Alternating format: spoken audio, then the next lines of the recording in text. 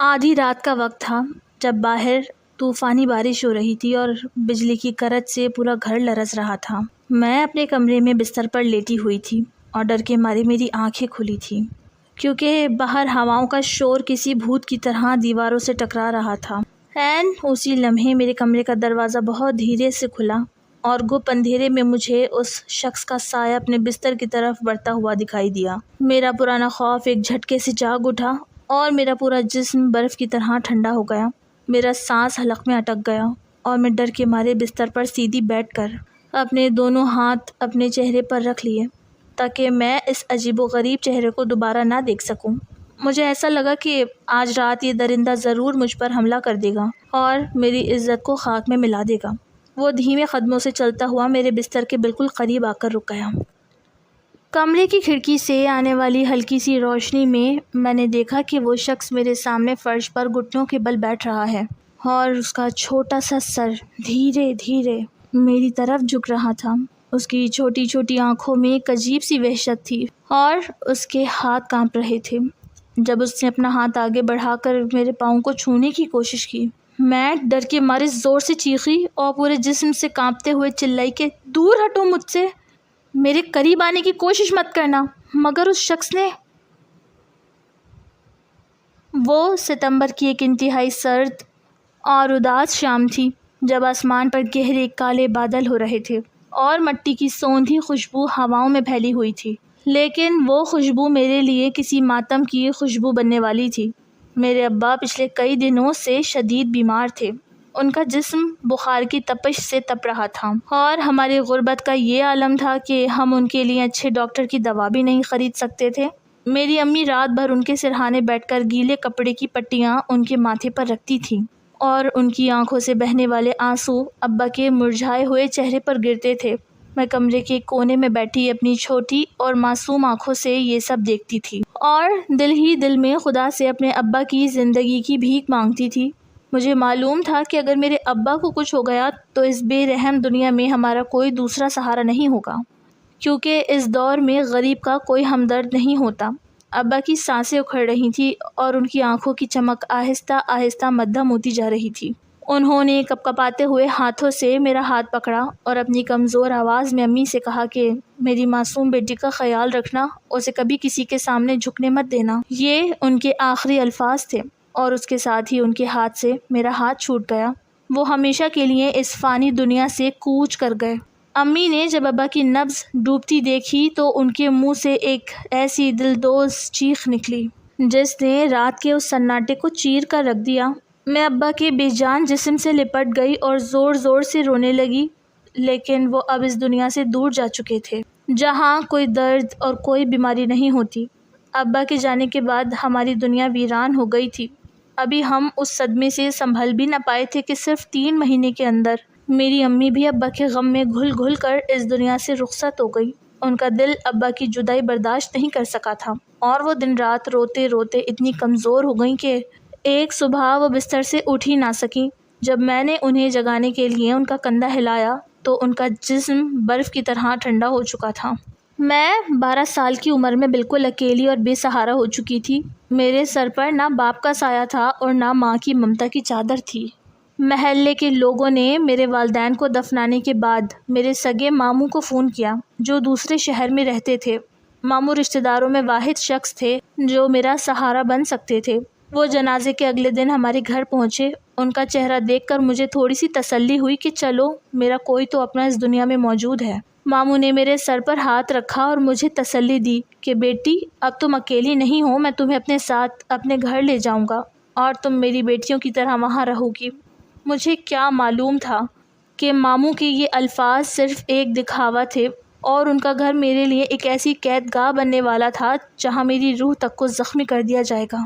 ماموں نے ہمارے گھر کا جو بھی تھوڑا بہت سامان تھا وہ بیچ دیا اور اس سے ملنے والے پیسے اپنی جیب میں رکھ لیے اور مجھے ساتھ لے کر اپنے شہر کی طرف روانہ ہو گئے۔ سفر کے دوران میں بس کی کھڑکی سے باہر دیکھتے ہوئے مسلسل روتی رہی اور اپنے والدین کے ساتھ گزارے ہوئے وہ خوشی کے دن یاد کرتی رہی جب میں اپنے گھر کی شہزادی تھی، لیکن اب میں ایک لاوارث یتیم بن کر کسی کے رحم و کرم پر جا رہی تھی۔ جب ہم ماموں کے شہر پہنچے اور ان کے گھر کے دروازے پر دستک دی تو اندر سے ایک بھاری آواز آئی اور دروازہ کھلا۔ سامنے مومانی کھڑی تھی، جن کے چہرے پر مجھے دیکھ کر کوئی خوشی یا ہمدردی کے تاثرات نہیں تھے، بلکہ ان کی آنکھوں میں ایک عجیب سی ناگواری اور غصہ تھا۔ انہوں نے ماموں کی طرف دیکھا اور انتہائی تلخ لہجے میں کہا کہ تم اس منحوس کو اپنے ساتھ کیوں لے کر آئے ہو؟ کیا ہمارے اپنے خرچے کم ہیں جو اب ہم اس یتیم کا بھی بوجھ اٹھائیں؟ مومانی کے یہ الفاظ میرے دل پر کسی خنجر کی طرح لگے اور میں نے خوف سے ماموں کا ہاتھ مضبوطی سے پکڑ لیا۔ ماموں نے اپنی بیوی کو سمجھانے کی کوشش کی اور کہا کہ یہ میری سگی بھانجی ہے، اس دنیا میں اس کا کوئی نہیں ہے، اگر ہم اسے نہیں رکھیں گے تو یہ کہاں جائے گی؟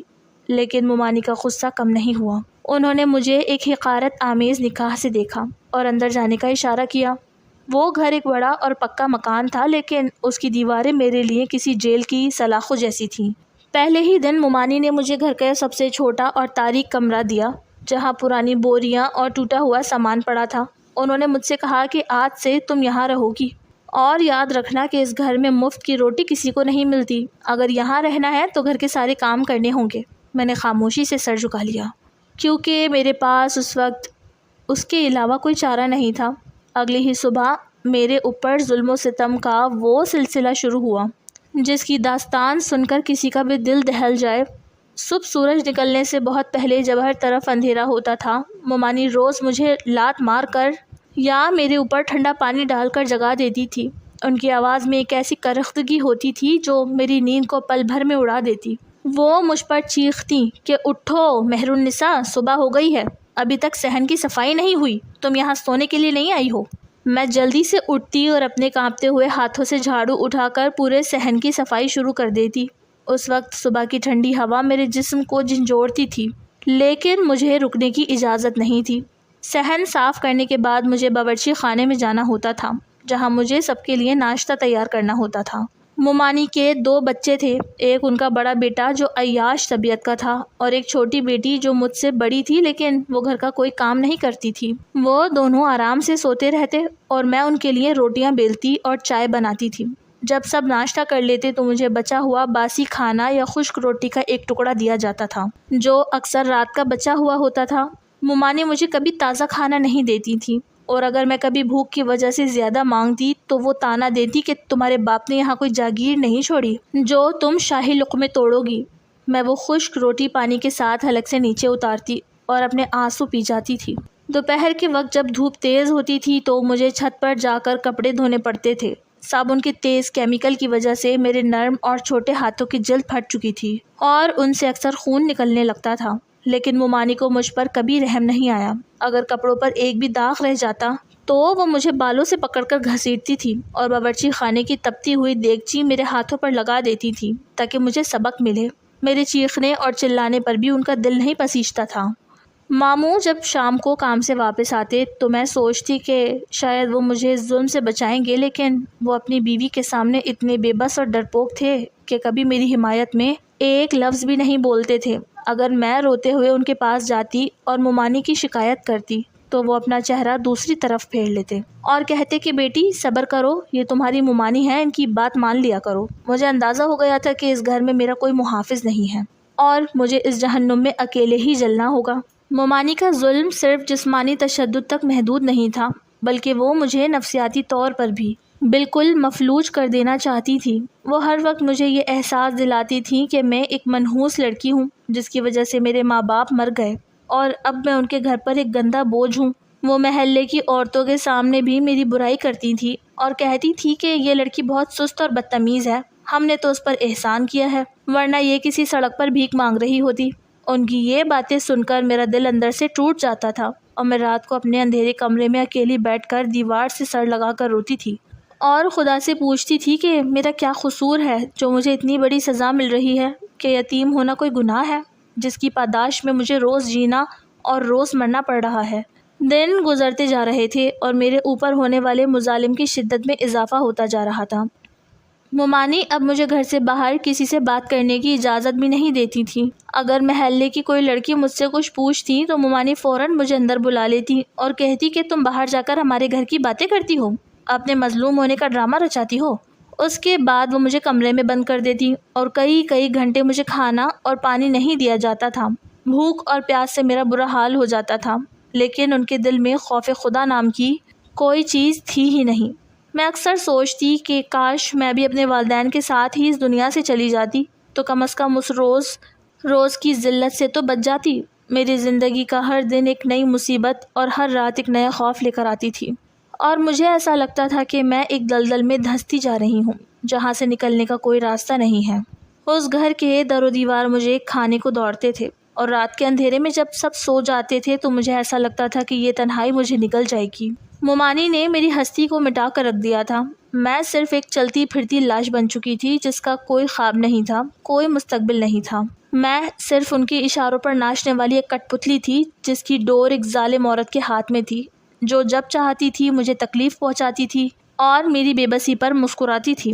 یہ وہ ہولناک ظلم تھا جو میں نے ماموں کے گھر میں اپنی جوانی کی دہلیز پر قدم رکھنے سے پہلے ہی سہ لیا تھا، اور اس ظلم نے مجھے اندر سے اتنا کھوکھلا کر دیا تھا کہ میرے اندر کسی بھی اچھے دن کی امید ہمیشہ کے لیے ختم ہو گئی تھی۔ میں صرف یہ سوچتی تھی کہ کیا کبھی میری یہ تکلیفیں ختم ہوں گی، یا میں اسی اندھیرے میں ایک دن دم توڑ دوں گی اور کسی کو میری موت کی خبر بھی نہیں ہوگی۔ اس گھر کے جسمانی مظالم تو ایک طرف تھے، لیکن میری زندگی کا سب سے بڑا اور روح کو چھلنی کر دینے والا عذاب اب شروع ہونے والا تھا، جس نے میری راتوں کی نیند اور دن کا سکون ہمیشہ کے لیے برباد کر دیا۔ ماموں کا بڑا بیٹا جس کا نام کامران تھا، وہ ایک انتہائی عیاش، بد چلن اور آوارہ قسم کا انسان تھا۔ اس کی عمر بظاہر مجھ سے کچھ سال بڑی تھی، لیکن اس کی سوچ اور اس کی نظریں اتنی گندی اور ہوس بھری تھی کہ مجھے اسے دیکھ کر ہی اپنے جسم میں ایک عجیب سی سنسناہٹ محسوس ہونے لگتی تھی۔ وہ دن بھر گلی محلوں میں آوارہ گردی کرتا اور برے دوستوں کی محفلوں میں بیٹھتا تھا، لیکن جیسے ہی وہ گھر آتا تھا اس کی گندی نظریں مسلسل میرا پیچھا کرنے لگتی۔ میں جب بھی صحن میں جھاڑو لگا رہی ہوتی یا باورچی خانے میں اکیلی برتن دھو رہی ہوتی تو وہ کسی نہ کسی بہانے میرے قریب آنے کی کوشش کرتا۔ کبھی وہ پانی مانگنے کے بہانے کچن میں آ کھڑا ہوتا اور جان بوجھ کر اپنا ہاتھ میرے ہاتھ سے چھونے کی کوشش کرتا، تو کبھی وہ میرے پاس سے گزرتے ہوئے کوئی نہ کوئی ایسی گندی اور گھٹیا بات کہہ جاتا جسے سن کر میرا خون کھول اٹھتا تھا، لیکن میں اپنی بے بسی اور یتیمی کی وجہ سے خاموش رہ جاتی تھی۔ اس کی ہوس بھری آنکھوں میں ایک ایسا درندہ چھپا ہوا تھا جو مجھے اندر تک خوفزدہ کر دیتا تھا۔ میں جب بھی اس کا چہرہ دیکھتی تو مجھے ایسا لگتا کہ میں کسی دلدل میں کھڑی ہوں اور وہ مجھے نگلنے کے لیے تیار ہے۔ مومانی اپنے بیٹے کی تمام عادات سے واقف تھی، لیکن وہ اس کی ہر غلطی پر پردہ ڈالتی تھی اور اسے کچھ کہنے کے بجائے الٹا مجھے ہی قصوروار ٹھہراتی تھی۔ کامران کی جرأت دن بدن بڑھتی جا رہی تھی، کیونکہ اسے معلوم تھا کہ اس گھر میں میرا کوئی محافظ نہیں ہے، اور اگر وہ میرے ساتھ کچھ غلط کر بھی دے گا تو کوئی اس کا کچھ نہیں بگاڑ سکتا۔ وہ اکثر دوپہر کے وقت جب مومانی سو رہی ہوتی تو دبے پاؤں قدموں سے چلتا ہوا میرے اس چھوٹے اور اندھیرے کمرے کے باہر آ کر کھڑا ہو جاتا اور دروازے کی جھریوں سے مجھے اندر کام کرتے ہوئے دیکھتا رہتا۔ مجھے اس کی موجودگی کا احساس ہو جاتا اور میرا دل اتنی زور سے دھڑکنے لگتا تھا جیسے ابھی میرے سینے سے باہر نکل آئے گا۔ میں خوف کے مارے کمرے کے کونے میں دبک جاتی اور خدا سے دعا کرتی کہ کاش یہ انسان یہاں سے چلا جائے۔ وہ خبیث مسکراہٹ کے ساتھ وہاں سے ہٹ جاتا، لیکن اس کا وہ خوف میرے دماغ پر سوار رہتا۔ سنسنی کا وہ ہولناک اور دل دہلا دینے والا سلسلہ تب شروع ہوا جب اس نے رات کے اندھیرے کا فائدہ اٹھانا شروع کر دیا۔ میرا کمرہ گھر کے ایک کونے میں تھا جہاں روشنی بہت کم پہنچتی تھی، اور اس کا لکڑی کا پرانا دروازہ اندر سے ٹھیک طرح سے بند نہیں ہوتا تھا۔ اس کی چٹخنی ٹوٹی ہوئی تھی جسے میں نے ایک لکڑی کا ٹکڑا پھنسا کر عارضی طور پر بند کرنے کا انتظام کیا ہوا تھا۔ ایک رات جب باہر گھپ اندھیرا تھا اور پورا گھر گہری نیند میں سو رہا تھا، میں دن بھر کی تھکان کی وجہ سے اپنے بستر پر لیٹی ہوئی تھی کہ اچانک مجھے دروازے پر ہلکی سی چڑچڑاہٹ محسوس ہوئی۔ میں نے چونک کر آنکھیں کھولیں تو دیکھا کہ کوئی بہت دھیرے سے دروازے کو دھکیل رہا ہے۔ میری جان حلق میں آ گئی اور میں نے سانس روک کر اس سائے کو دیکھا جو اندر داخل ہو رہا تھا۔ وہ کامران تھا۔ اس کے ہاتھ میں ایک ٹارچ تھی جس کی مدھم روشنی اس نے سیدھی میرے چہرے پر ماری۔ میں خوف سے کانپنے لگی اور بستر پر سیدھی بیٹھ کر اپنے دوپٹے کو اپنے جسم کے گرد لپیٹنے لگی۔ وہ انتہائی غلط اور گندے ارادے سے میرے بستر کی طرف بڑھ رہا تھا۔ اس کی آنکھوں میں وحشت تھی اور وہ مجھے دیکھ کر مسکرا رہا تھا۔ میں نے جیسے ہی شور مچانے کے لیے اپنا منہ کھولا تو اس نے لپک کر میرا منہ اپنے سخت اور گندے ہاتھ سے بند کر دیا۔ اس کا ہاتھ میرے چہرے پر اتنی سختی سے جمع ہوا تھا کہ میرا دم گھٹنے لگا۔ اس نے اپنا چہرہ میرے چہرے کے قریب لایا اور انتہائی دھیمی لیکن زہریلی آواز میں مجھے دھمکانے لگا کہ مہر النساء، اگر تم نے ایک لفظ بھی بولا یا شور مچانے کی کوشش کی تو میں صبح ہی امی کو کہہ کر تمہیں اس گھر سے ذلیل و خوار کر کے نکلوا دوں گا۔ اور باہر کی دنیا بہت ظالم ہے، وہاں تمہیں کوئی پناہ نہیں دے گا، تم ایک لاوارث یتیم ہو اور تمہاری بات پر اس گھر میں کوئی یقین بھی نہیں کرے گا، اسی لیے خاموشی سے میری بات مانو۔ میں اپنی عزت بچانے کے لیے اس کے ہاتھ کے نیچے تڑپتی رہی اور میری آنکھوں سے آنسوؤں کا سیلاب بہنے لگا۔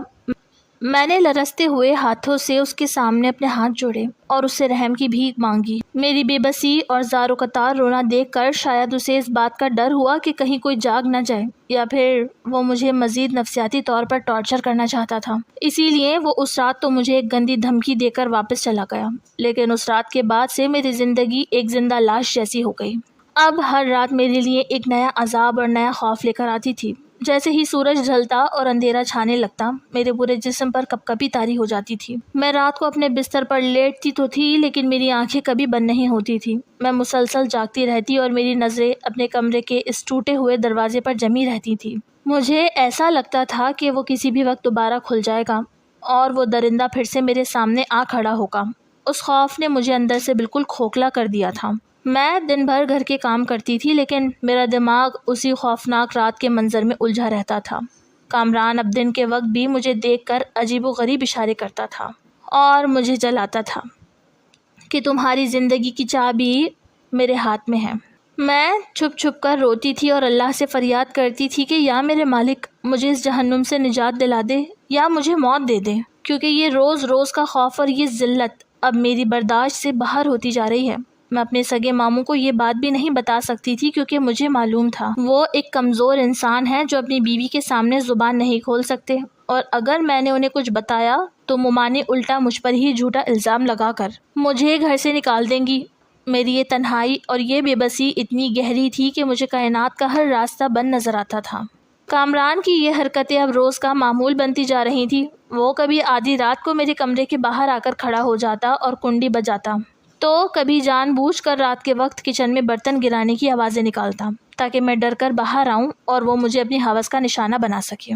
میں اپنے بستر پر لیٹی سسکیاں لیتی رہتی اور اپنے کانوں پر ہاتھ رکھ لیتی تاکہ مجھے اس کی آوازیں نہ سنائی دیں۔ میری حالت ایک ایسے پرندے جیسی ہو چکی تھی جو ایک ایسے پنجرے میں بند ہو جس کے باہر ایک شکاری بلی ہر وقت گھات لگائے بیٹھی ہو اور وہ پرندہ چاہ کر بھی اڑ نہ سکے۔ اس ہراسانی نے میری روح کو اس حد تک زخمی کر دیا تھا کہ میں شیشے میں اپنا چہرہ دیکھنے سے بھی ڈرنے لگی تھی۔ مجھے اپنے ہی وجود سے نفرت ہونے لگی تھی کہ کیوں میں اتنی بے بس ہوں اور کیوں خدا نے مجھے ایک لڑکی بنا کر اس دنیا میں بھیجا جہاں کمزوروں کی عزت محفوظ نہیں ہوتی۔ کامران کا یہ ظلم اب اپنی آخری حدوں کو چھو رہا تھا اور مجھے صاف نظر آ رہا تھا کہ وہ کسی بھی دن کوئی بڑا قدم اٹھا لے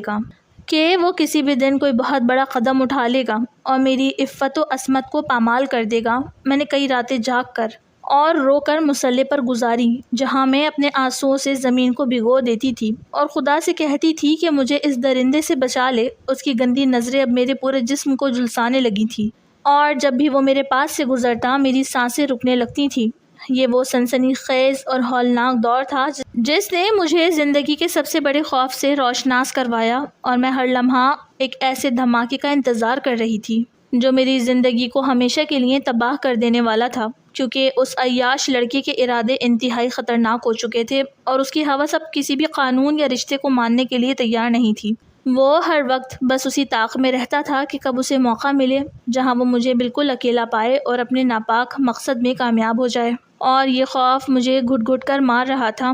کامران کی وحشت اور اس کی ہوس اب اس حد تک بڑھ چکی تھی کہ وہ کسی بھی وقت میری بربادی کا سبب بن سکتا تھا، لیکن قدرت کا کرنا ایسا ہوا کہ ایک دوپہر جب ممانی کسی کام سے اپنی پڑوسن کے گھر گئی ہوئی تھی اور ماموں اپنے کام پر گئے ہوئے تھے، کامران نے مجھے باورچی خانے میں اکیلا پایا۔ وہ اندر داخل ہوا اور اس نے کچن کا دروازہ اندر سے بند کرنے کی کوشش کی۔ میں خوف سے بری طرح چیخ پڑی اور اپنے بچاؤ کے لیے میں نے چولہے پر رکھی گرم پتیلی اٹھا لی۔ کامران میری اس جرأت پر تلملا اٹھا اور اس نے میرا ہاتھ مروڑنے کی کوشش کی۔ اسی کھینچا تانی میں باورچی خانے کے برتن گرنے لگے اور شدید شور پیدا ہوا۔ عین اسی لمحے ممانی اچانک گھر واپس آ گئیں اور انہوں نے کچن کا دروازہ کھولا۔ سامنے کا منظر دیکھ کر مومانی کے پیروں تلے سے زمین نکل گئی۔ انہوں نے دیکھا کہ ان کا لاڈلا بیٹا اور میں ایک دوسرے کے سامنے کھڑے ہیں اور فرش پر برتن بکھرے ہوئے ہیں۔ ایک مکار اور عیار ماں نے سچائی کو فوراً بھانپ لیا۔ وہ جانتی تھی کہ ان کا بیٹا کس قماش کا انسان ہے، لیکن اپنے عیاش بیٹے کو دنیا کی نظروں میں پاک صاف رکھنے اور اس کی بد چلن پر پردہ ڈالنے کے لیے انہوں نے ایک ہولناک سازش تیار کی۔ مومانی نے ایک پل کی بھی تاخیر کیے بغیر سارا ملبہ مجھ پر ڈال دیا۔ انہوں نے اپنے بیٹے کو بازو سے پکڑ کر پیچھے کیا اور مجھ پر شیر کی طرح جھپٹ پڑی۔ انہوں نے میرے بال اپنے ہاتھوں میں جکڑ لیے اور مجھے زور زور سے تھپڑ مارنے شروع کر دیے۔ ان کا چہرہ غصے سے لال ہو چکا تھا اور وہ پورے محلے کو اکٹھا کرنے کے لیے اونچی آواز میں چلانے لگی کہ دیکھو اس یتیم لڑکی کی کرتوتیں، ہم نے اسے اپنے گھر میں پناہ دی، اسے بیٹیوں کی طرح پالا اور یہ ہمارے ہی جوان بیٹے کو بہکا رہی ہے۔ یہ مہر النساء ہمارے گھر کے نام پر ایک بہت بڑا دھبا ہے۔ میں درد اور خوف سے روتی رہی اور ان کے پیروں میں گر کر اپنی بے گناہی کی قسمیں کھاتی رہی۔ میں نے چیخ چیخ کر کہا کہ مومانی، خدا کے لیے مجھ پر یہ جھوٹا الزام مت لگائیں، میں بے قصور ہوں۔ کامران زبردستی میرے کمرے اور کچن میں گھستا ہے، لیکن میری آواز کو سننے والا کوئی نہیں تھا۔ کامران وہاں خاموشی سے کھڑا رہا اور اس کے چہرے پر ایک مکارانہ مسکراہٹ تھی جسے وہ میری اس ذلت سے لطف اندوز ہو رہا ہو۔ مومانی نے اس دن مجھے بے رحمی سے پیٹا کہ میرا پورا جسم نیلے نشانات سے بھر گیا، اور انہوں نے مجھے دھکے دے کر اسی اندھیرے کمرے میں بند کر دیا اور باہر سے کنڈی لگا دی۔ میں بھوکی پیاسی اس فرش پر پڑی رہی اور اپنی قسمت پر خون کے آنسو روتی رہی کہ یا خدا، اس دنیا میں سچائی کی کوئی قیمت نہیں ہے۔ ایک گنہگار صاف بچ گیا اور مجھ مظلوم کو گنہگار بنا کر دیوار سے لگا دیا گیا۔ شام کو جب ماموں تھکے ہارے گھر واپس آئے تو مومانی نے گھر میں ایک بہت بڑا طوفان کھڑا کر دیا۔ انہوں نے اپنے بال بکھیر لیے اور ماموں کے سامنے رو رو کر جھوٹا ڈرامہ رچایا۔ انہوں نے ماموں سے کہا کہ اگر تم اس لڑکی کو آج ہی اس گھر سے نہیں نکالو گے تو میں اپنے بچوں سمیت زہر کھا لوں گی یا یہ گھر چھوڑ کر ہمیشہ کے لیے چلی جاؤں گی۔ انہوں نے ماموں کے کانوں میں یہ بات بٹھا دی کہ یہ لڑکی انتہائی بد کردار ہے اور یہ ہمارے بیٹے کی زندگی برباد کر دے گی۔ ماموں ہمیشہ کی طرح اپنی بیوی کے ہاتھوں بلیک میل ہو گئے۔ انہوں نے ایک بار بھی میرے کمرے کا دروازہ کھول کر مجھ سے سچ پوچھنے کی زحمت نہیں کی۔ انہوں نے اپنی بیوی کی بات پر اندھا یقین کر لیا کیونکہ وہ گھر کا سکون برباد نہیں کرنا چاہتے تھے۔ مومانی کی اس مکارانہ سازش کا اگلا مرحلہ یہ تھا کہ وہ اب مجھے کسی بھی صورت اس شہر اور اس گھر سے دور پھینکنا چاہتی تھی۔ وہ چاہتی تھی کہ میری شادی کسی بھی ایسے انسان سے کر دی جائے جو بغیر کسی سوال کے مجھے یہاں سے لے جائے، چاہے وہ انسان کیسا ہی کیوں نہ ہو۔ انہوں نے اپنے میکے اور دور کے رشتہ داروں میں پیغام بھیج دیا کہ ہمیں اپنی بھانجی کی شادی بہت جلد کرنی ہے اور ہمیں کوئی لڑکا چاہیے۔ اسی جلدی اور نفرت کے عالم میں صرف 2 دن کے اندر ایک دور دراز کے پسماندہ علاقے سے ایک رشتہ آیا۔ وہ رشتہ ایک ایسے شخص کا تھا جس کے بارے میں محلے کے ایک واقف کار نے بتایا تھا کہ وہ اکیلا رہتا ہے اور اس کا کوئی آگے پیچھے نہیں ہے۔ مومانی نے اس شخص کی مالی حالت یا اس کے کردار کے بارے میں جاننے کی کوشش بھی نہیں کی اور نہ ہی ماموں کو تحقیق کرنے دی۔ انہوں نے فوراً ہاں کر دی کیونکہ ان کا مقصد صرف مجھ سے چھٹکارا حاصل کرنا تھا۔ مجھے اس پورے عمل کے دوران اس اندھیرے کمرے میں قید رکھا گیا۔ مجھے یہ بھی نہیں بتایا گیا کہ میری شادی کس سے ہو رہی ہے، وہ انسان کیسا دکھتا ہے، اس کا نام کیا ہے اور وہ کیا کام کرتا ہے۔ میں صرف ایک زندہ لاش کی طرح اس کمرے کے کونے میں بیٹھی اپنی بربادی کا تماشا دیکھ رہی تھی۔ میری رائے یا میری پسند کی اس گھر میں کوئی حیثیت نہیں تھی۔ شادی کے دن مجھے ایک پرانا اور معمولی سا جوڑا پہننے کے لیے دیا گیا۔ مومانی نے مجھ سے کہا کہ شکر کرو ہم تمہارے گناہوں پر پردہ ڈال کر تمہیں رخصت کر رہے ہیں، ورنہ تم جیسی لڑکی کو تو سڑک پر ہونا چاہیے تھا۔ ان کی یہ باتیں میرے دل کو چھلنی کر رہی تھی، لیکن میں نے اپنی زبان بند رکھی کیونکہ مجھے معلوم تھا کہ اب اس گھر سے نکلنا ہی میری بقا کا واحد راستہ ہے۔ ماموں نے قاضی کو بلایا اور بہت سادگی سے چند گواہوں کی موجودگی میں میرا نکاح پڑھوا دیا۔ نکاح کے کاغذات پر دستخط کرتے وقت میرے ہاتھ بری طرح کانپ رہے تھے اور میرے آنسو اس کاغذ پر گر کر روشنائی کو پھیلا رہے تھے۔ میں نے اپنے والدین کو یاد کیا کہ اگر آج وہ زندہ ہوتے تو میری رخصتی اس طرح ایک مجرم کی طرح نہ ہوتی، بلکہ میں اپنے گھر سے عزت کے ساتھ رخصت ہوتی۔ لیکن اب میں ایک ایسی گڑیا تھی جسے ایک ظالم عورت نے اپنی سازش کے تحت ایک نامعلوم انسان کے حوالے کر دیا تھا۔ رخصتی کے وقت مومانی کی آنکھوں میں ایک بڑی کامیابی کی چمک تھی۔ وہ مسکرا رہی تھی کہ انہوں نے اپنے عیاش بیٹے کو بھی بچا لیا اور مجھ پر بد چلنی کا لیبل لگا کر مجھے ہمیشہ کے لیے اپنے راستے سے ہٹا دیا۔ ماموں کی آنکھوں میں تھوڑے سے آنسو تھے، لیکن وہ آنسو ان کی بے بسی اور بزدلی کا ماتم کر رہے تھے۔ انہوں نے میرے سر پر ہاتھ رکھا اور رخصت کر دیا۔ میں اس نامعلوم گاڑی میں بیٹھ کر ایک ایسے سفر پر روانہ ہو گئی جس کی منزل کا مجھے کوئی علم نہیں تھا، اور نہ ہی مجھے اس انسان کی حقیقت معلوم تھی جو میرے برابر میں بیٹھا ہوا تھا، اور میں صرف اپنی قسمت کے لکھے پر سر جھکائے بیٹھی تھی۔ گاڑی مسلسل آگے بڑھ رہی تھی اور باہر اندھیرا گہرا ہوتا جا رہا تھا۔ میرے برابر میں وہ شخص بیٹھا ہوا تھا جس کا چہرہ ایک موٹی چادر میں چھپا ہوا تھا۔ اس نے پورے سفر میں نہ تو میری طرف دیکھا اور نہ ہی کوئی بات کی۔ میں گھونگھٹ کے اندر سے مسلسل رو رہی تھی اور اپنے خدا سے التجا کر رہی تھی کہ یا اللہ مجھے کسی نئے عذاب سے بچا لینا، کیونکہ میں پہلے ہی ماموں کے گھر میں بہت کچھ سہ چکی تھی۔ کئی گھنٹوں کے طویل اور تھکا دینے والے سفر کے بعد گاڑی بالآخر ایک سنسان اور دور دراز بستی میں جا کر رک گئی۔ باہر کا ماحول انتہائی خاموش اور ڈراؤنا تھا۔ ہر طرف مٹی کے کچے مکانات تھے اور کہیں کہیں کوئی مدھم سا بلب جل رہا تھا۔ اس شخص نے خاموشی سے گاڑی کا دروازہ کھولا اور باہر نکل گیا۔ ڈرائیور نے مجھ سے کہا کہ بیٹی اتر جاؤ، تمہاری منزل آ گئی ہے۔ میں نے اپنے کپ کپاتے قدموں کو زمین پر رکھا تو مجھے ایسا لگا جیسے میں کسی دوسرے سیارے پر آ گئی ہوں۔ وہ شخص میرے آگے آگے چل رہا تھا اور میں اس کے پیچھے چلتی جا رہی تھی۔ ہم ایک چھوٹے سے پکے مکان کے سامنے پہنچے جس کی دیواریں پرانی اور خستہ حال تھیں۔ اس نے جیب سے چابی نکالی اور تالا کھول کر مجھے اندر آنے کا اشارہ کیا۔ گھر کے اندر داخل ہوتے ہی مجھے ایک عجیب سی گھٹن کا احساس ہوا۔ ذہن بالکل چھوٹا سا تھا اور سامنے صرف ایک ہی کمرہ تھا جس کا دروازہ کھلا ہوا تھا۔ اس شخص نے اس کمرے کے اندر جانے کو کہا اور خود باہر ہی رک گیا۔ میں خاموشی سے اس کمرے کے اندر چلی گئی جہاں ایک پرانا لکڑی کا بستر تھا جس پر ایک سفید چادر بچھی ہوئی تھی۔ کمرے کے کونے میں ایک پرانی میز تھی جس پر ایک مدھم سا پیلا بلب جل رہا تھا جس کی روشنی پورے کمرے میں ایک عجیب اور پراسرار لک دے رہی تھی۔ میں بستر کے ایک کونے میں بیٹھ گئی اور اپنے گھونگھٹ کو مزید نیچے کر لیا۔ میرا دل اتنی زور سے دھڑک رہا تھا کہ مجھے اپنی ہی دھڑکنیں صاف سنائی دے رہی تھیں۔ شادی کی یہ پہلی رات میری زندگی کا سب سے بڑا جھٹکا ثابت ہونے والی تھی، اور مجھے اندازہ بھی نہیں تھا کہ اگلے چند منٹوں میں میرے سامنے کیا حقیقت کھلنے والی ہے۔ کچھ دیر گزرنے کے بعد باہر کے صحن سے قدموں کی آہٹ سنائی دی۔ وہ آدمی دبے قدموں سے چلتا ہوا کمرے کے اندر داخل ہوا اور اس نے دروازے کو پیچھے سے بہت نرمی سے بند کر دیا۔ دروازہ بند ہونے کی آواز نے میرے اندر کے خوف کو مزید بڑھا دیا۔ وہ بستر کی طرف بڑھا اور جیسے جیسے اس کے قدم میرے قریب آ رہے تھے میرا سانس رکتا جا رہا تھا۔ وہ میرے بالکل سامنے آ کر کھڑا ہو گیا۔ اس کے جسم سے مٹی اور گلاب کے عرق کی ایک ملی جلی خوشبو آ رہی تھی۔ اس نے انتہائی دھیمے اور کپ کپاتے ہوئے ہاتھوں سے میرے سر پر ہاتھ رکھا اور بہت نرمی سے میرا گھونگھٹ اٹھا دیا۔ جیسے ہی میرا گھونگھٹ اٹھا اور میری نظریں اس کے چہرے پر پڑیں تو خوف کی ایک ایسی تیز اور ہولناک لہر میرے سر سے پاؤں تک دوڑ گئی کہ میرے حلق سے ایک زبردست اور دلدوز چیخ نکل گئی۔ میرا پورا جسم برف کی طرح ٹھنڈا ہو گیا اور میں لرزتے ہوئے بستر کے آخری کونے میں سمٹ گئی۔ میں نے اپنے دونوں ہاتھ اپنے چہرے پر رکھ لیے تاکہ میں اس ہولناک منظر کو دوبارہ نہ دیکھ سکوں۔ میرے سامنے جو شخص کھڑا تھا وہ کوئی عام انسان نہیں تھا، بلکہ اس کا سر عام انسانوں کے مقابلے میں انتہائی چھوٹا تھا۔ اس کی پیشانی بالکل پچھی ہوئی تھی اور اس کے کان بڑے اور اوپر کی طرف اٹھے ہوئے تھے، اور اس کا پورا چہرہ بالکل کسی چوہے جیسا لگ رہا تھا۔ وہ دولے شاہ کا چوہا تھا جس کے بارے میں نے بچپن میں بزرگوں سے صرف کہانیاں اور قصے سنے تھے، لیکن آج وہ حقیقت بن کر میرے سامنے میرا شوہر بن کر کھڑا تھا۔ مجھے ایسا لگا جیسے مومانی نے مجھے کسی انسان کے پلے نہیں باندھا بلکہ مجھے کسی عبرت کا نشان بنا دیا ہے۔ میرا سانس پھولنے لگا اور میں خوف کے مارے ہچکیاں لے کر رونے لگی۔ میری چیخ سن کر اس شخص کے چہرے پر کوئی غصہ یا وحشت نہیں آئی، بلکہ اس کی چھوٹی چھوٹی آنکھوں میں ایک گہرا دکھ اور لامتناہی اداسی پھیل گئی جس نے اس کے چہرے کو مزید عجیب بنا دیا۔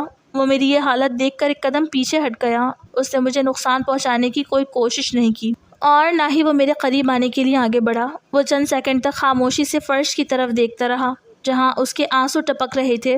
اس نے ایک لفظ بھی نہیں بولا، اس کے منہ سے کوئی آواز نہیں نکلی۔ اس نے انتہائی عاجزی اور سادگی سے بستر کے دوسرے کونے سے اپنا تکیہ اٹھایا اور ایک پرانی چادر اپنے ہاتھ میں لے لی۔ وہ بہت دھیمے قدموں سے چلتا ہوا کمرے کے دروازے کی طرف بڑھا۔ اس نے دروازہ کھولا اور باہر نکل گیا۔ میں نے دیکھا کہ وہ صحن کو پار کر کے سامنے موجود ایک چھوٹے سے دوسرے کمرے میں چلا گیا اور اس نے وہاں کا دروازہ بند کر لیا۔ میں رات بھر بستر پر بیٹھی خوف سے کانپتی رہی اور اپنے نصیب پر ماتم کرتی رہی کہ یا خدا، میری زندگی میں یہ کیسا موڑ آیا ہے۔ جہاں ایک درندے سے بچنے کے لیے میں نے مومانی کا گھر چھوڑا تھا تو قدرت نے مجھے ایک ایسے انسان کے پاس لا کھڑا کیا جسے دیکھ کر ہی انسان کا دم نکل جائے۔ میں رات بھر جاگتی رہی اور کمرے کے اس مدھم بلب کی روشنی میں دیواروں کو تکتی رہی۔ باہر ہواؤں کا شور تھا اور اندر میرا دل خوف اور صدمے سے پھٹ رہا تھا۔ مجھے ایسا لگ رہا تھا کہ میری زندگی اب ہمیشہ کے لیے اس اندھیرے میں گم ہو چکی ہے اور اس دولے شاہ کے چوہے کے ساتھ میری زندگی کا کوئی مستقبل نہیں ہو سکتا۔ میں بار بار اپنے والدین کو یاد کر کے روتی رہی کہ کاش وہ آج زندہ ہوتے تو مجھے اس عبرتناک منظر کا سامنا نہ کرنا پڑتا۔ یہ شادی کی پہلی رات میری زندگی کا وہ ہولناک ترین تجربہ تھا جس نے میرے اندر کی تمام امیدوں کو پل بھر میں خاک میں ملا دیا تھا۔ وہ رات گزر گئی لیکن میری زندگی میں خوف کا ایک ایسا پہرا بیٹھ گیا جس کی کوئی حد نہیں تھی۔ اگلے چند دن تک ہماری زندگی اسی طرح چلتی رہی۔ وہ شخص دن بھر باہر رہتا اور رات کو جب وہ واپس آتا تو انتہائی خاموشی سے دوسرے کمرے میں چلا جاتا۔ لیکن ایک رات کچھ ایسا ہوا جس نے میرے دل کی دھڑکنوں کو ایک بار پھر روک دیا۔ وہ ایک انتہائی تاریک اور سرد رات تھی جب باہر تیز ہوا چل رہی تھی اور صحن میں لگے پرانے درخت کے پتے دیواروں سے ٹکرا کر ایک عجیب سا سسپینس پیدا کر رہے تھے۔ میں اپنے کمرے میں بستر پر لیٹی ہوئی تھی اور مدھم بلب کی روشنی میں دروازے کو تک رہی تھی کہ اچانک میرے کمرے کا دروازہ بہت دھیرے سے کھلا۔ وہ شخص اندر داخل ہوا۔ اس کے ہاتھ میں پانی کا ایک گلاس تھا۔ وہ بہت دھیمے قدموں سے چلتا ہوا میرے بستر کی طرف بڑھنے لگا۔ اس کی چھوٹی آنکھوں میں اس رات ایک عجیب سی تڑپ اور التجا تھی۔ وہ جیسے جیسے میرے قریب آ رہا تھا میرا پورا جسم خوف سے لرزنے لگا۔ وہ میرے بستر کے بالکل پاس آ کر بیٹھ گیا اور اس نے اپنا چھوٹا اور عجیب سا سر میری طرف جھکاتے ہوئے بہت نرمی سے میرے ہاتھ چھونے کی کوشش کی۔ وہ شاید اپنے شریک حیات کے قریب آنا چاہتا تھا اور ایک عام شوہر کی طرح اپنا حق مانگنا چاہتا تھا، لیکن اس کا وہ چوہے جیسا چہرہ اتنے قریب دیکھ کر مجھ پر وحشت طاری ہو گئی۔ میں نے جھٹکے سے اپنا ہاتھ پیچھے کھینچا اور بستر سے پیچھے ہٹتے ہوئے انتہائی سخت اور کانپتی ہوئی آواز میں چلا کر کہا، دور ہٹو مجھ سے، میرے قریب آنے کی کوشش مت کرنا۔ میں تمہاری کوئی بیوی نہیں ہوں اور نہ ہی میں تمہیں اپنے پاس آنے دوں گی۔ خدا کے لیے مجھے اکیلا چھوڑ دو۔ میری یہ تلخ اور سخت باتیں سن کر وہ شخص وہیں جم گیا۔ اس کے چہرے پر ایک ایسا گہرا جھٹکا لگا جیسے کسی نے اس کی روح کو زخمی کر دیا ہو۔ اس کی آنکھوں میں آنسوؤں کا لامتناہی قطاریں بہنے لگیں، لیکن اس نے مجھ پر کوئی غصہ نہیں کیا۔ اس نے نہ تو اپنی مردانگی کا روب جھاڑا اور نہ ہی ماموں کے بیٹے کی طرح مجھ پر زبردستی کرنے کی کوشش کی۔ وہ ایک سچے اور مخلص انسان کی طرح انتہائی خاموشی سے پیچھے ہٹا۔ اس سے فرش پر گرے ہوئے پانی کے گلاس کو اٹھایا، اپنا سر جھکایا اور بہت دھیمے قدموں سے چلتا ہوا کمرے سے باہر نکل گیا۔ اس دن کے بعد سے اس شخص نے کبھی میرے قریب آنے کی یا مجھ سے زبردستی کرنے کی کوشش نہیں کی، اور یہیں سے اس کی اس بے پناہ اچھائی کا وہ سلسلہ شروع ہوا جس نے آہستہ آہستہ میرے دل پر بنے خوف کے بت کو پگھلانا شروع کر دیا۔ اب ہماری زندگی کا ایک نیا معمول بن چکا تھا۔ وہ شخص بظاہر دنیا کی نظر میں ایک بدصورت چوہا تھا، لیکن اس کا دل ایک فرشتے سے بھی زیادہ پاکیزہ تھا۔ وہ صبح سورج نکلنے سے بہت پہلے اٹھ جاتا تھا۔ جب میں گہری نیند میں ہوتی تھی تو وہ انتہائی دھیمے قدموں سے صحن میں آتا، جھاڑو اٹھا کر پورے گھر کی صفائی خود کرتا۔ وہ کچن میں جاتا، لکڑیاں جلا کر میرے لیے تازہ چائے اور گرم روٹی تیار کرتا تھا۔ جب میں بستر سے اٹھ کر باہر آتی تو باورچی خانے کی میز پر میرے لیے ناشتہ ڈھکا ہوا ہوتا تھا۔ وہ شخص خود صحن کے ایک دور کونے میں دیوار کی طرف منہ کر کے بیٹھ جاتا تھا تاکہ اس کا چہرہ دیکھ کر میں ڈر نہ جاؤں اور خاموشی سے ناشتہ کرتی، اور وہ دور بیٹھا صرف یہ دیکھ کر مسکراتا تھا کہ میں نے پیٹ بھر کر کھانا کھا لیا ہے۔ مومانی کے گھر میں مجھے باسی ٹکڑے ملتے تھے، لیکن اس عجیب انسان کے گھر میں مجھے روز تازہ اور گرم کھانا ملتا تھا۔ وہ بازار جاتا اور محنت مزدوری کر کے جو بھی پیسے کماتا، ان پیسوں سے میرے لیے بہترین راشن اور میری ضرورت کی ہر چیز لا کر دروازے کے پاس رکھ دیتا۔ اس نے کبھی مجھ سے کوئی فرمائش نہیں کی اور نہ ہی کبھی گھر کے کاموں کے لیے مجھے مجبور کیا۔ ایک دن میرے پاؤں پر ایک تیز کانٹا چبھ گیا اور میں درد سے کراہنے لگی۔ وہ شخص جو صحن میں بیٹھا تھا میری آواز سن کر تڑپ اٹھا۔ وہ بھاگتا ہوا میرے پاس آیا، لیکن اسے یاد آیا کہ میں اس سے ڈرتی ہوں، اسی لیے وہ 2 قدم پیچھے ہٹ گیا۔ اس نے اشارے سے مجھے اپنے پاؤں دکھانے کو کہا۔ اس کی آنکھوں میں اتنا درد تھا کہ میں نے اپنا پاؤں آگے کر دیا۔ اس نے انتہائی نرمی اور احتیاط سے اپنے کانپتے ہاتھوں سے وہ کانٹا نکالا اور بازار سے بھاگ کر میرے لیے دوا لے کر آیا۔ اس نے کبھی مجھ پر کوئی احسان نہیں جتایا۔ وہ رات کو جب بھی گھر آتا تو میرے لیے کوئی نہ کوئی پھل یا مٹھائی ضرور لاتا تھا۔ وہ مجھے ایک ملکہ کی طرح اس چھوٹے سے گھر میں رکھ رہا تھا جہاں مجھے کوئی تکلیف نہیں تھی۔ آہستہ آہستہ مجھے اس بات کا احساس ہونے لگا کہ ظاہری خوبصورتی کتنی بڑی منافقت ہو سکتی ہے۔ ماموں کا وہ بیٹا جو شکل سے بالکل عام اور خوبصورت انسان تھا، وہ ایک درندہ تھا جس نے میری عزت لوٹنے کی کوشش کی اور مجھے راتوں کو ڈرایا۔ لیکن یہ شخص جسے دنیا دولے شاہ کا چوہا کہہ کر پکارتی ہے، جس کا سر چھوٹا ہے اور چہرہ عجیب ہے، وہ دل کا کتنا امیر اور مخلص ہے۔ اس نے مجھے وہ عزت، وہ تحفظ اور وہ سکون دیا جو مجھے اپنے سگے رشتہ داروں کے گھر میں بھی کبھی نصیب نہیں ہوا تھا۔ وہ میری ہر چھوٹی ضرورت کا خیال رکھتا تھا۔ اگر کبھی رات کو تیز بارش ہوتی اور چھت سے پانی ٹپکتا تو وہ خود جاگ کر اس پانی کو صاف کرتا اور میرے بستر پر چادر تان دیتا تھا تاکہ میں سکون سے سو سکوں۔ اس کی اس بے پناہ اچھائی اور خلوص نے میرے دل کے اندر چھپے ہوئے خوف کو آہستہ آہستہ محبت اور احترام میں بدلنا شروع کر دیا تھا۔ میں اکثر چھپ کر اسے دیکھتی تھی جب وہ اکیلا بیٹھا آسمان کی طرف دیکھ کر روتا تھا اور خدا سے اپنی قسمت کا شکوہ کرتا تھا، لیکن میرے سامنے آتے ہی وہ اپنی اداسی کو چھپا لیتا تھا تاکہ میں پریشان نہ ہوں۔ اس انسان کی روح اتنی خوبصورت تھی کہ کائنات کی ہر ظاہری خوبصورتی اس کے سامنے اب مجھے پھیکی لگنے لگی تھی۔ وہ ایک سچا ساتھی اور ایک بہترین محافظ ثابت ہو رہا تھا جس نے بغیر کسی لالچ اور بغیر کسی صلے کے میری زندگی کو خوشیوں سے بھر دیا تھا اور مجھے یہ احساس دلایا کہ دنیا میں اب بھی انسانیت زندہ ہے۔ ایسے ہی چند مہینے گزر گئے۔ ایک رات میں اپنے کمرے میں بستر پر لیٹی ہوئی تھی اور میری آنکھیں کھلی تھی۔ مجھے اپنے والدین کی یاد ستا رہی تھی۔ عین اسی وقت جب رات کا آخری پہر شروع ہوا، میرے کمرے کا دروازہ بہت دھیرے سے کھلا۔ باہر گھپ اندھیرا تھا لیکن بجلی کی چمک میں مجھے اس شخص کا سایہ اپنے بستر کی طرف بڑھتا ہوا دکھائی دیا۔ میرا پرانا خوف ایک لمحے کے لیے جاگ اٹھا اور میں ڈر کے مارے بستر پر سیدھی بیٹھ گئی۔ میرا سانس رکنے لگا کہ آج رات کے اس پہر میں یہ میرے کمرے میں کیوں آیا ہے؟ کیا اس کی اچھائی صرف ایک دکھاوا تھی؟ لیکن وہ میرے بستر کے قریب آ کر رک گیا اور پھر انتہائی عاجزی سے فرش پر گھٹنوں کے بل بیٹھ گیا۔ کمرے کی کھڑکی سے آنے والی ہلکی سی روشنی میں نے دیکھا کہ اس کے چہرے پر آنسوؤں کی قطاریں بہہ رہی تھیں۔ وہ پہلی بار بولا اور اس کی آواز میں ایک ایسا درد تھا جس نے میرے دل کو چیر کر رکھ دیا۔ اس نے روتے ہوئے مجھ سے کہا کہ تم مجھ سے مت ڈرو مہر النساء، میں تمہیں کبھی نقصان نہیں پہنچاؤں گا، میں تو خود اس دنیا کا ستایا ہوا ایک بد نصیب انسان ہوں۔ اس نے ہچکیاں لیتے ہوئے اپنی زندگی کا وہ ہولناک راز کھولا جس نے مجھے ہلا کر رکھ دیا۔